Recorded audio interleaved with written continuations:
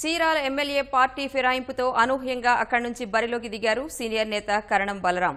4 సార్లు ఎమ్మెల్యేగా, ఒకసారి ఎంపీగాను పనిచేసిన ఆయన ప్రకాశం జిల్లాలో తెలుగుదేశం పార్టీకి పెద్ద దిక్కు. తొలిసారి చీరాల నుంచి పోటీ చేస్తున్న ఆయన రాజకీయ ప్రస్థానం అద్దంకి, పరుచూరు, ఒంగోలులోనే సాగింది. స్థానికేతరుడిగా చీరాల బరిలో ఉన్న ప్రజలతో మమేకమై స్థానికుడిని అయ్యానంటున్న బలరాంతో ఈటీవీ ముఖాముఖి. తెలుగుదేశం పార్టీకి పెద్ద దిక్కున్న కరణం బలరామకృష్ణమూర్తి చీరాల నియోజకవర్గం నుండి తెలుగుదేశం పార్టీ తరఫున పోటీ చేస్తున్నారు. అనూహ్యంగా ఈ నియోజకవర్గం నుండి పోటీ చేస్తున్న బలరాం ఈ ఎన్నికల్లో ఎలాంటి విజయం సాధిస్తారు, ప్రచార వ్యూహం ఎలా ఉంది, ప్రజలతో ఎలాంటి సంబంధాలు కలిగి ఉన్నారనే విషయంపై అడిగి తెలుసుకుందాం. నమస్తే సార్, చెప్పండి. తొలిసారిగా చీరాలను మీరు పోటీ చేస్తున్నారు కదా, ఎట్లా ఉంది ప్రచార సరళి, ఎలా ఉంది? ప్రచార సరళి వచ్చేటప్పటికి మామూలుగా అనుభవం ఉన్నటువంటి విషయమే, కానీ అప్పటికి ఇప్పటికి కొద్ది తేడాలు ఉన్నాయి. ఇప్పుడు జనరేషన్ మార్పుల్లో ఇంకా స్పీడ్గా పోవాలని కోరుకుంటూ ఉన్నారు.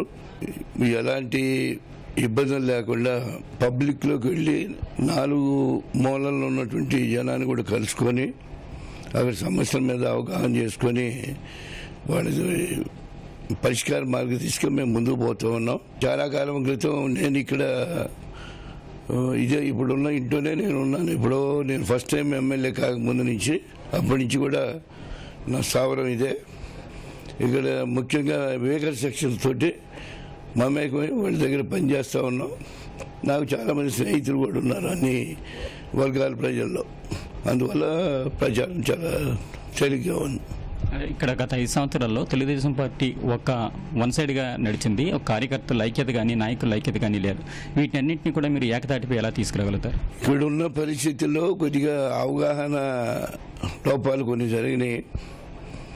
అని ఇప్పుడు వచ్చేటప్పటికి అందరూ కూడా కలిసి కట్టుకొని పనిచేస్తున్నారు. ఎవరి విభేదాలు కూడా ఏం లేవు. అది మానిటర్ చేయటం అది పెద్ద సమస్య కాదు. ఎవరికి ఇచ్చే ఇంపార్టెన్స్ వాళ్ళకి ఇస్తుంటే ఊరు కూడా కరెక్ట్ కాదు. ఈ ప్రచారంలో ఈ చీరాల నియోజకవర్గంలో చేపట్టే అభివృద్ధి కార్యక్రమాలు కానీ, ఉన్న సమస్యలు కానీ మీరు ఏ రకంగా పరిష్కరిస్తారు? మీరు గుర్తించిన అంశాలు ఏంటి ఇందులో? ముఖ్యంగా చేనేతల విషయాలు చాలా ఉన్నాయి. వాళ్ళలో కొన్ని లాస్ట్ టైం మన ముఖ్యమంత్రి గారు ఇక్కడ వచ్చినప్పుడు కూడా కొన్ని హామీలు ఇవ్వటం జరిగింది.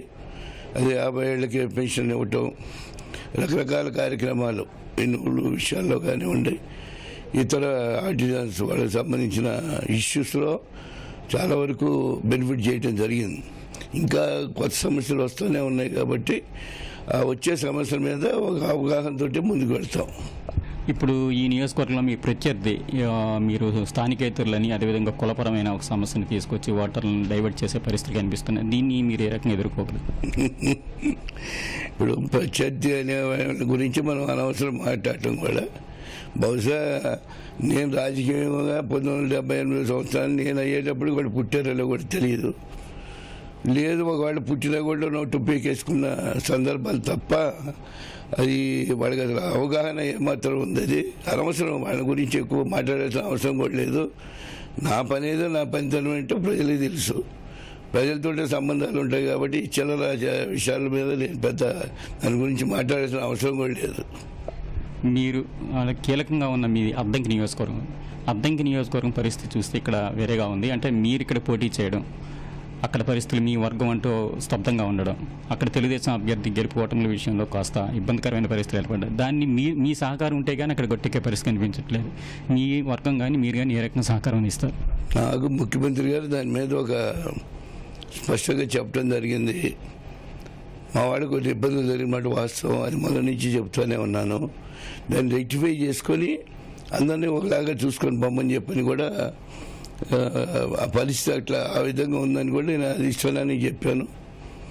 దీంతో పాటు చాలామంది మా వాళ్ళు అక్కడి నుంచి వచ్చినా కూడా చెప్పాను స్పష్టంగా, పార్టీకి మేలు జరిగే విధంగా మీరు నడవాలా. మీకు వచ్చే ఇబ్బందులు ఏవైతే ఇప్పటివరకు నేను గమనించిన విషయాలు కానివ్వండి, ఇతర సమస్యలు ఏమన్నా కూడా ఇటు పార్లమెంట్ సభ్యుడు ఉంటాడు, ఇటు నేను కూడా ముఖ్యమంత్రి గారి దృష్టిలో పెట్టి మీకు ఎలాంటి ఇబ్బంది లేకుండా చేస్తామని చెప్పి వాళ్ళకి హామీ ఇచ్చాం. థ్యాంక్ యూ అండి.